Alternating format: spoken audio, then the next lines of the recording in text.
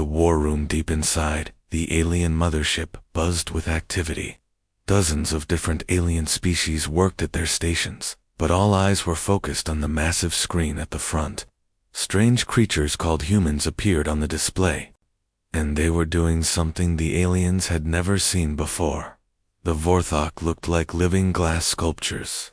Their bodies were clear and sparkled with inner light that changed colors when they thought. They floated above the floor instead of walking, and when they spoke, it sounded like wind chimes in a gentle breeze. The Prime Vorthok, the largest of them all, gestured with one of its crystal arms toward the screen. "Look at this behavior," the Prime Vorthok said, its voice echoing through the chamber. "These humans leak water from their eyes. Watch this recording from their funeral ceremonies." The screen showed people dressed in black, standing around a wooden box.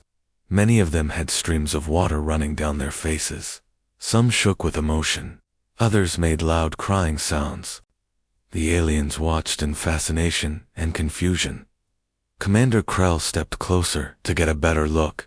He was from the Drakmari race, beings that looked like a cross between lizards and warriors.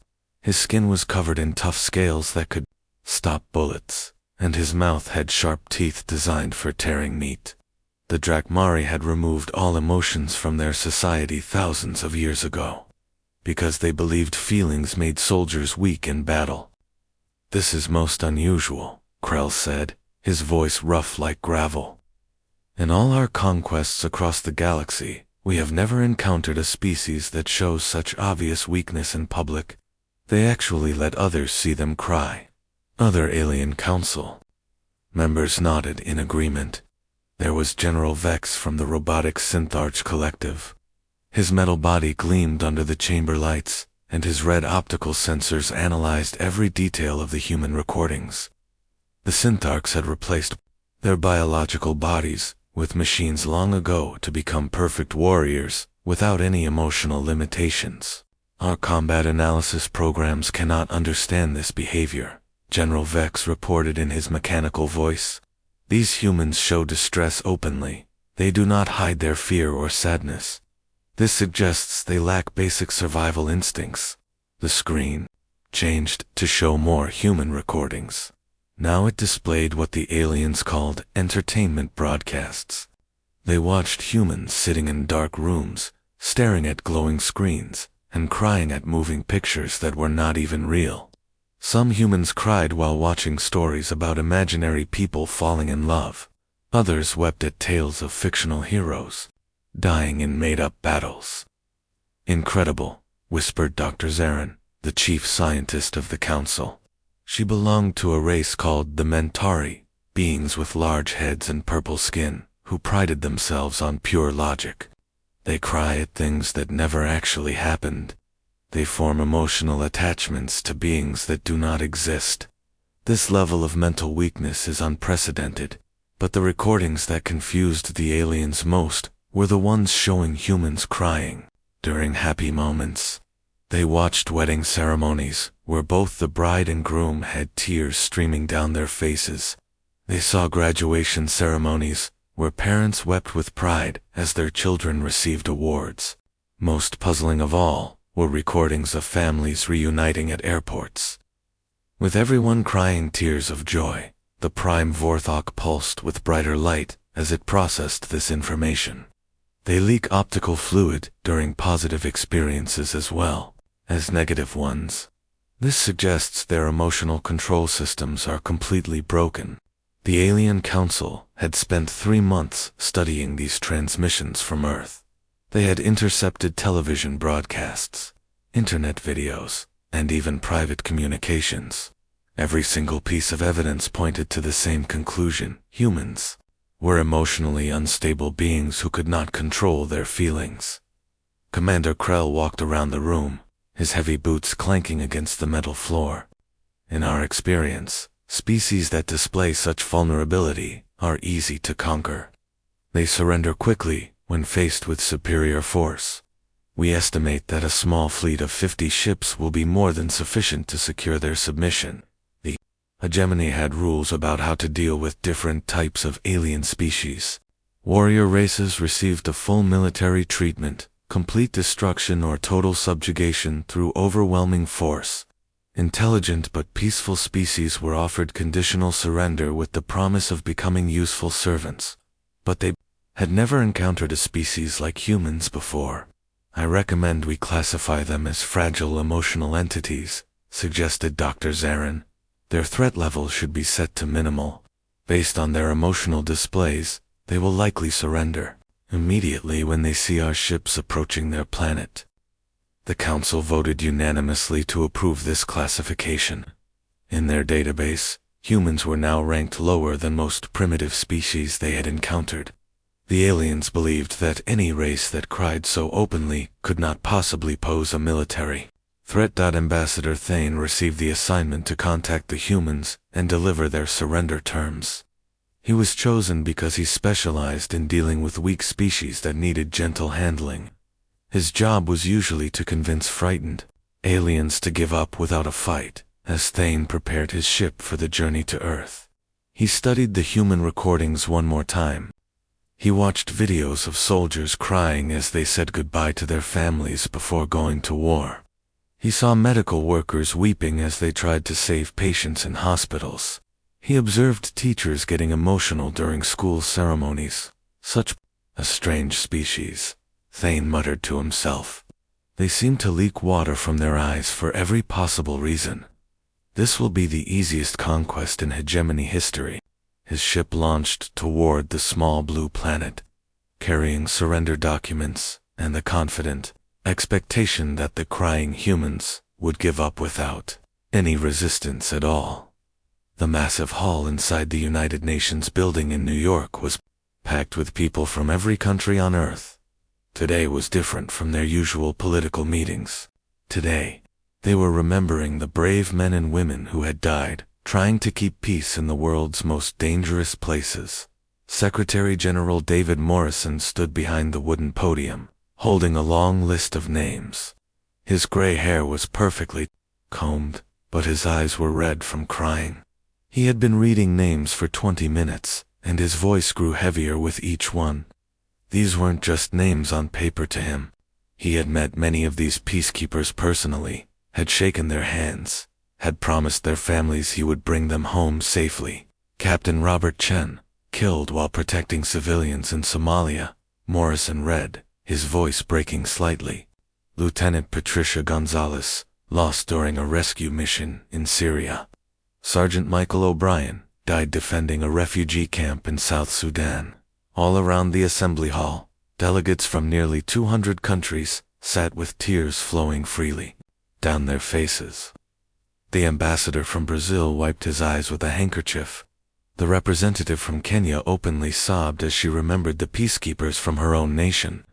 Even the usually stern diplomat from Russia had moisture in his eyes. But these were not tears of weakness. Anyone who looked closely could see something else in their faces. Behind the sadness was determination. Behind the grief was anger at the injustices that had killed these good people. Behind the tears was an iron resolve to continue the fight for peace, no matter what the cost. That's when the sky above Manhattan began to change. A massive shadow fell across the city as something huge materialized in the air above the United Nations building.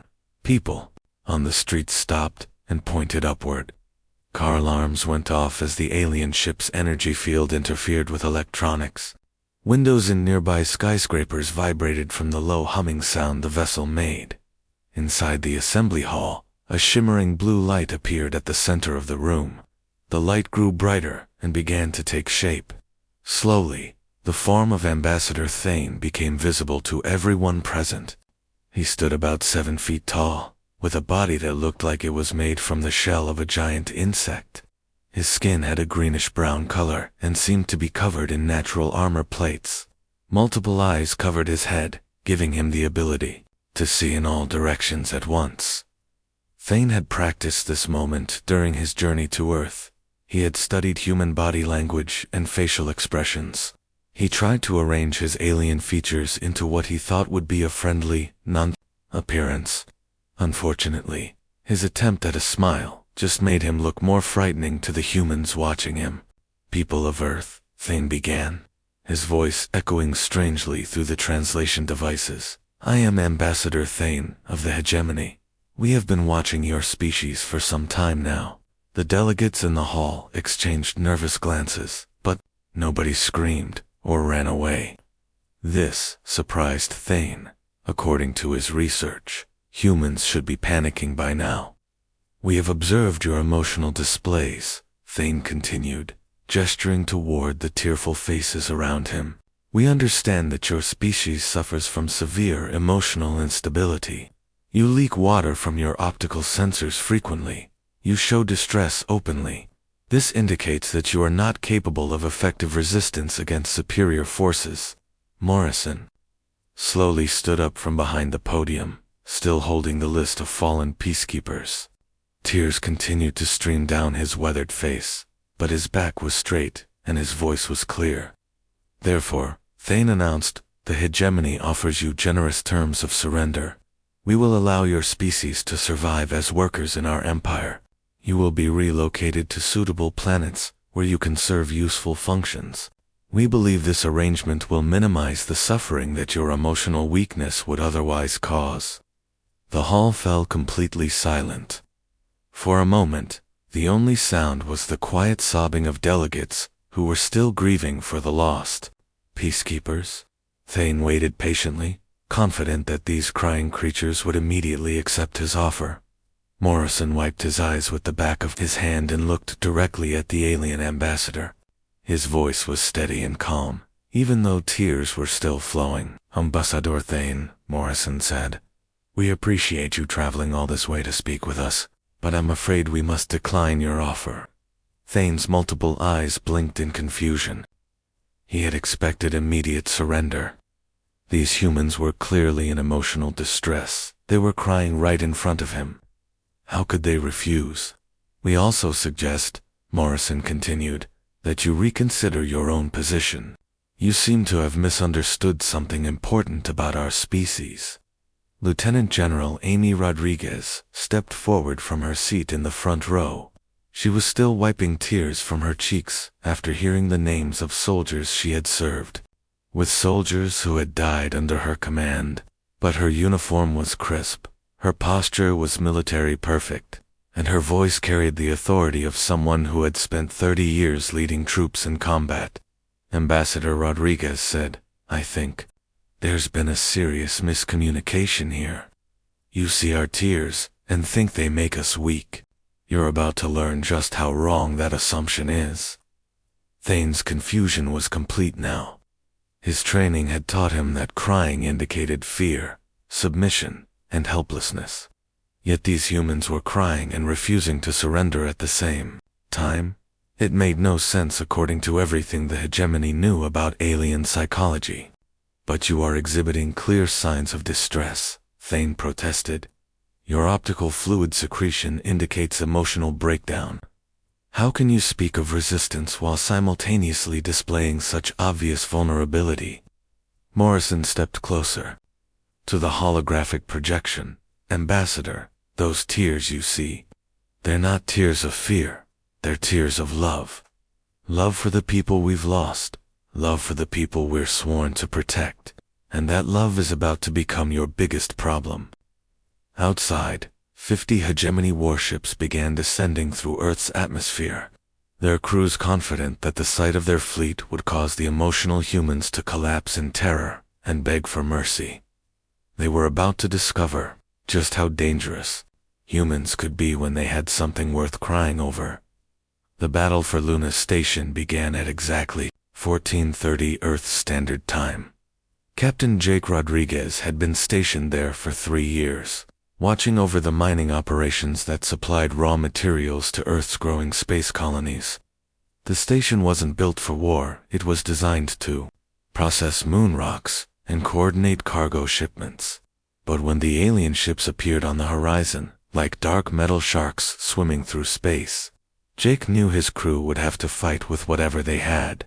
The defense platform shook violently as the first wave of enemy fighters screamed past, their energy weapons tearing chunks of metal from the outer hull.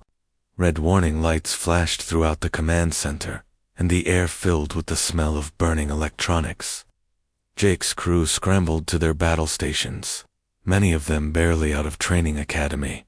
Ensign Beth Parker sat at the communications console, her hands flying across the controls as she tried to coordinate the chaos unfolding around them. She was only 22 years old, fresh from Earth, and this was her first real combat situation, when the civilian transport ship Henderson took a direct hit and began spinning helplessly through space.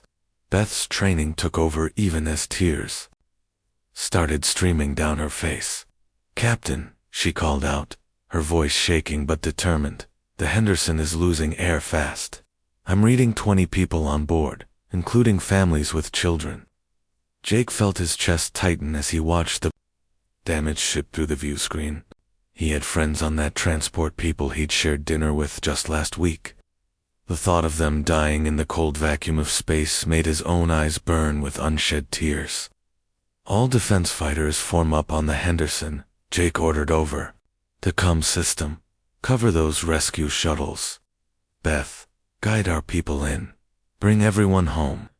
What the alien pilots saw through their sensors made no sense to them. The humans they were fighting showed every biological sign of extreme emotional distress. Their stress hormones were through the roof. Their heart rates were elevated. Salt water was literally leaking from their eyes. According to everything the hegemony knew about warfare, these soldiers should have been paralyzed with fear or running away from the battle. Instead, they fought like demons. Human fighter pilots wept openly as they threw their ships between the aliens and the rescue shuttles. They cried for their friends who were trapped and dying. They cried from fear and exhaustion and the terrible responsibility of protecting innocent lives. But those tears didn't make them weaker. They made them fight with an intensity the aliens had never encountered before. On board the hegemony flagship, Commander Vex stood before his tactical displays in complete confusion. The robotic officer's metal brain processed thousands of calculations per second, but he couldn't make sense of what his sensors were telling him. "Status report," demanded General Thorne, the fleet commander. "Sir, the human defenders are exhibiting maximum emotional distress," Vex reported, his mechanical voice betraying just a hint of uncertainty. "Our psychological warfare protocols should have broken their will to fight by now, yet their combat effectiveness continues to increase." General Thorne studied the tactical readouts with growing concern. "Explain." "The humans are crying, sir. They're broadcasting messages to each other filled with tears and emotional language. But instead of surrendering, they're using these displays to motivate each other to fight harder. One pilot just rammed his damaged fighter into our destroyer, rather than let it reach the civilian evacuation ships." The alien commander had conquered dozens of worlds, but he'd never seen anything like this. Usually, when a species realized they were outgunned, they either fought with cold, desperate efficiency, or broke down completely. These humans were doing something else entirely. They were turning their emotions into weapons, back on Luna Station. The situation was getting desperate. Half the defense platforms were destroyed, and alien troops were preparing to board the station itself. Jake Rodriguez stood on his command bridge, tears streaming down his weathered face as he watched another group of his friends die protecting a medical evacuation ship. That's when Admiral Patricia Adams arrived with the Earth Defense Force. Patricia had been Jake's commanding officer 10 years ago, back when they were both young officers serving on patrol ships near the asteroid belt. She'd taught him everything he knew about space combat, and more importantly, she'd taught him that good leaders never stop caring about their people, even when caring hurt more than anything else in the universe. Now Patricia stood on the bridge of her flagship, the EDF Determination, watching Luna Station's shields flicker and fail. Her fleet was outnumbered 3-1. Most of her ships were damaged from earlier battles. Many of her crew members were kids who'd never seen real combat before today. But as she looked at the tactical displays showing the civilian evacuation ships still struggling to escape, Patricia felt that familiar fire burning in her chest, the same fire that had driven her through 30 years of military service, the same fire that made her cry every time she lost someone under her command, and fight twice as hard to make sure it didn't happen again. "All ships, this is Admiral Adams," she broadcast to her fleet. "Those people down there are our friends, our families, our future.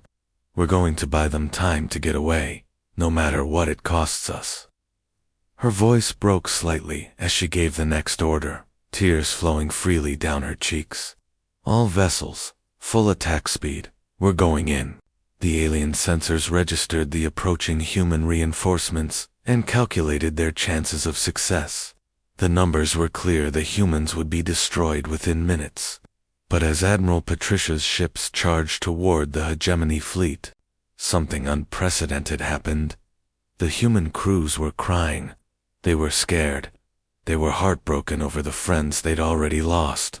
But instead of making them weak, those emotions transformed them into something the aliens had never faced before: warriors who fought not just to win, but to protect everything they loved. Ship after ship threw itself into the alien formation, crews weeping as they sacrificed themselves to save the evacuation transports, the sight of humans deliberately destroying their own vessels. While tears streamed down their faces, shattered every assumption the hegemony had made about the relationship between emotion and combat effectiveness. For the first time in their military history, the aliens began to retreat, not because they were losing the battle, but because they couldn't understand what they were fighting against. The first sign that something was going terribly wrong came from Squad Leader Vextel of the 3rd Vorthok Combat Division.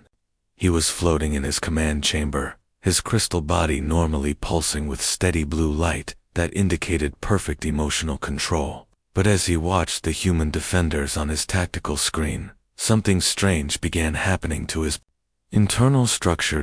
Tiny hairline cracks started appearing across his crystalline form. At first Vextel thought it was battle damage from the intense fighting, but the cracks were forming in patterns he had never seen before, spreading from his core outward like frozen lightning. His medical scanners couldn't explain what was happening to him. The problem was the humans. Every time Vextel watched them fight, something stirred inside him that he had no name for.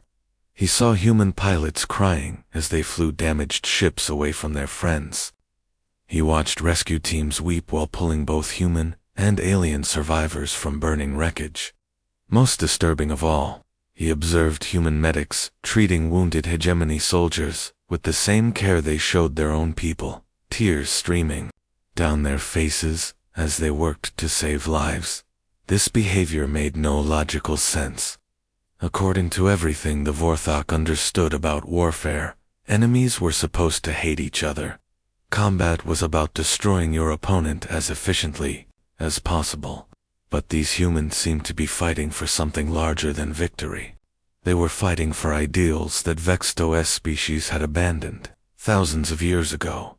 On the ground level of the captured Ceres mining station, Captain Zethmer of the Drakmari Empire was having his own crisis. He was supposed to be the perfect soldier, genetically modified before birth to remove all emotional weaknesses. His DNA had been altered to eliminate fear, compassion, doubt, and every other feeling that might interfere with his combat effectiveness. But as he stood guard over the human prisoners, Zethmer found himself struggling with unfamiliar sensations. The humans in the detention center weren't acting like any prisoners he had ever seen. Instead of cowering in fear or plotting escape, they had organized themselves into a community. They shared their meager food rations. They cared for the sick and injured. They told stories to keep each other's spirits up. Most puzzling of all was Dr. Angela Martinez, a human scientist who had become the unofficial leader of the prisoners. Every morning, she would stand before the guards and deliver what she called a message of hope. She would talk about her family back on Earth, about the research she hoped to continue someday, about her belief that even in the darkest circumstances, There was always something worth fighting for. And every morning, as she spoke these words, tears would flow freely down her face.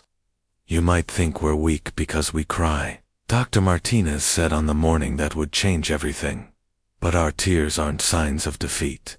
They're reminders of what we love. When I cry, I remember my daughter's laugh. I remember the sunset over the mountains near my home. I remember why life is precious and worth protecting." Zethmer stood at his post, his rifle held in regulation position, but something inside his genetically perfected body was malfunctioning. As he listened to the human's words, moisture began forming at the corners of his eyes. This should have been impossible. Drakmari warriors didn't produce tears. The ability had been surgically removed from their species centuries ago. Yet it was warm salt water running down his scaled cheeks for the first time in his life. The phenomenon wasn't isolated to just a few individuals. Across the entire hegemony fleet, similar incidents were being reported with increasing frequency. Vorthok crystals were developing stress fractures at an alarming rate. Drakmari soldiers were experiencing what their medical officers called emotional cascade failures. Even the robotic Syntharch units were showing signs of system instability.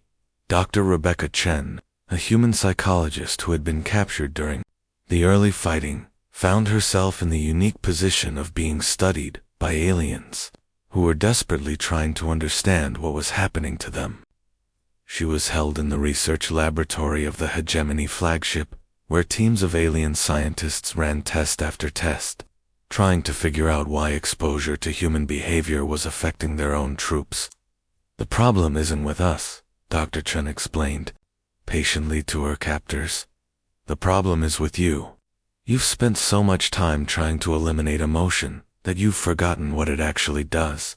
Emotions aren't weaknesses, they're what connect us to the things that matter most." Commander Thrak, the chief science officer, studied the human with his compound eyes. "But emotions cloud judgment. They make soldiers hesitate in combat. They cause inefficiency and unpredictable behavior." Dr. Chen shook her head, a sad smile on her face. "You're thinking about it all wrong. Yes, emotions can be overwhelming sometimes, but they're also what give life meaning. When we cry, we're not showing weakness. We're showing that we care deeply about something, and people who care deeply will fight harder, sacrifice more, and never give up, because they have something worth protecting." As if to prove her point, the laboratory's communication system crackled to life, with reports from across the fleet. Human prisoners were somehow boosting morale among their fellow captives. Human medical personnel were volunteering to treat wounded aliens alongside their own people. Human engineers were working with their captors to repair damaged ship systems, all while tears flowed freely down their faces. The most disturbing report came from the prison ship Dominion, where human captives had organized a memorial service for fallen soldiers from both sides. They sang songs, shared stories, and wept openly for enemies and friends alike. Several Drakmari guards had to be relieved from duty after they began experiencing optical fluid discharge. While listening to the humans honor their dead, back in the command center of the flagship, Prime Vorthok floated before the main tactical display, his crystalline form flickering with unstable energy patterns. The reports flooding in from across the fleet painted a picture that terrified the alien leadership more than any military defeat could. They're perfect. Emotionless warriors were learning to feel. Emergency protocols are now in effect, the Prime Vorthok broadcast to all units. Human emotional contamination is spreading through our ranks. All personnel are ordered to minimize contact with human prisoners. Medical teams are standing by to treat affected soldiers. But even as the orders went out, the damage was already spreading. Hegemony troops, who had been exposed to human tears, human compassion, and human determination, were beginning to question everything they had been taught about strength and weakness. For the first time in thousands of years, alien warriors were discovering what it meant to cry, not from pain or fear, but from the overwhelming realization that there might be something more important than victory. And once that door had been opened, there was no way to close it again. Their intercepted message that changed everything came at 0347 hours, transmitted from the deepest levels of the Hegemony command ship. Lieutenant Commander Ashley Torres was monitoring alien communications when she picked up the encrypted signal. At first, she thought it was just another tactical update, but as the translation software decoded the message, her blood ran cold. Operation Final Cleanse authorized, the message read. All Hegemony worlds showing signs of emotional contamination. Are to be sterilized immediately. Acceptable losses, total planetary populations. The contagion must not be allowed to spread to the core systems. Ashley stared at her screen in horror. The aliens weren't just planning to retreat, they were going to destroy their own colonies. Their own people, rather than let them experience the emotions that humans had awakened in them. Billions of innocent alien civilians would die simply because they had learned to feel compassion. She immediately forwarded the message to General Patricia Kane, the commander of Earth's remaining defense forces. Patricia was in her ready room when the alert came through, studying casualty reports from the latest battles. They had lost so many good people already. Every ship in their fleet was damaged. Most of their crews were exhausted beyond the point where normal military doctrine said they should still be fighting. But as Patricia read the intercepted message, she felt something ignite in her chest. It wasn't the cold calculation of a military strategist. It was pure, burning moral outrage. The kind of fury that only comes when you see innocent people threatened by forces beyond their control. "Get me a fleet-wide channel," Patricia ordered, her communications officer. Within minutes, every human ship captain was looking at their commander's face on their screens. Patricia's eyes were already red with unshed tears, but her voice was steady and strong. "I know you're all tired," she began. "I know we've lost friends, family, people we loved. I know every one of you is wondering if we can keep fighting, but I need to tell you what we just learned." She shared the intercepted message, watching as shock and anger spread across the faces of her captains. These were hardened military officers, people who had seen the worst of war, but the idea of the Hegemony destroying their own colonies filled them with rage. "So here's what we're going to do," Patricia continued, tears now flowing freely down her cheeks. "We're going to save them, all of them, even from their own leadership." The decision seemed impossible. Earth's fleet was barely holding together. They had maybe 50 operational ships left, most of them damaged. The Hegemony had hundreds of worlds scattered across dozens of star systems. How could they possibly protect everyone? But somehow, they tried. Captain Danny Walsh commanded the destroyer Hope's Edge, one of the few ships that was still in relatively good condition. When the orders came through to intercept the Hegemony scorching fleet, heading for the Vorthok colonies, Danny didn't hesitate. His crew of 37 sailors, many of them barely old enough to vote, threw their ship between the alien destroyers and the helpless colony transports. The Hope's Edge was outgunned, 20-1. Danny knew they wouldn't last more than a few minutes against the Hegemony fleet. But as enemy fire began tearing through his ship's hull, he opened a communication channel to the Vorthok civilians they were trying to protect. "This is Captain Walsh of the Earth vessel Hope's Edge," he said, his voice calm even as smoke filled his bridge and alarms blared all around him. "We want you to know that we're sorry. Sorry for what your leaders are trying to do to you. Sorry. That fear has made them forget who they used to be." Danny's weapons officer, a young woman named Janet Kim, was crying openly as she continued firing at the approaching Hegemony ships. Not from fear, but from the terrible sadness of knowing that they were fighting other people who had once been capable of love and compassion. "We forgive you," Danny continued, broadcasting as his ship shook from another direct hit. "We understand that you were scared. Fear makes all of us do things we're not proud of. But you don't have to be defined by your fear. You can choose to be better. The psychological impact on the hegemony forces was immediate and devastating. Alien soldiers who had been conditioned since birth to suppress all emotion found themselves overwhelmed by feelings they had no words for. Here were the humans they had been trying to conquer, sacrificing themselves to protect the very aliens who had attacked them first. On the Vorthok flagship, Commander Thexvari watched his sensors as the human destroyer finally succumbed to the concentrated fire from his fleet. The Hope's Edge broke apart in a brilliant explosion, taking all hands with it.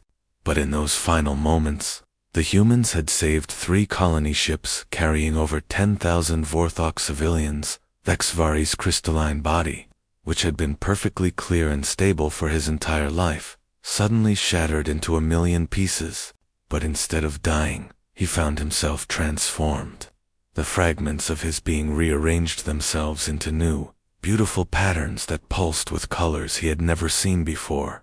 For the first time in his existence, he was feeling pure, overwhelming joy mixed with gratitude and shame. Similar transformations were happening across the hegemony fleet. Drakmari's soldiers fell to their knees as their genetically suppressed tear ducts activated, producing floods of salt water they had never experienced before. The sensation was terrifying and wonderful at the same time. Captain Zarketh, a veteran warrior who had conquered dozens of worlds, found himself sobbing uncontrollably as he watched human ships continue to shield alien civilians from their own military forces. His scales, which had been bred to show no color variation, began shifting through brilliant patterns of blue and gold. These were the ancient Drakmari expressions of deep gratitude and profound respect, color combinations that hadn't been seen in over 1,000 years. "Stand down," Zarketh whispered into his communicator, his voice breaking with emotion. "All units, cease fire immediately. We will not fire on beings who would die to protect our own people." The order spread through the hegemony fleet like wildfire. One by one, alien commanders called off their attacks. Ships that had been preparing to destroy their own colonies instead moved to defensive positions, protecting the very worlds they had been ordered to sterilize. In the aftermath of the battle, Ambassador Thane requested a final meeting with Secretary General David Morrison. They met on a neutral space station, both leaders accompanied by small delegations, but the formal diplomatic protocols quickly broke down as Thane approached Morrison, with tears streaming down his alien features. "I need to understand," Thane said, his voice filled with wonder and confusion. "Your people were dying. Your ships were outnumbered and outgunned. You could have retreated to save yourselves. Instead, you chose to protect us. Why?" Morrison reached out and placed a gentle hand on Thane's shoulder, a gesture that would have been unthinkable just weeks before. "Because that's what you do when you care about someone. You protect them, even when it costs you everything." "But we were your enemies," Thane protested. "We attacked you first. We tried to enslave your entire species." Morrison nodded sadly. "Yes, you did, and that hurt us more than you can imagine. But we also saw that you were afraid. Your leaders had convinced you that feelings were dangerous, that caring about others would make you weak. We couldn't let you destroy yourselves because of that fear."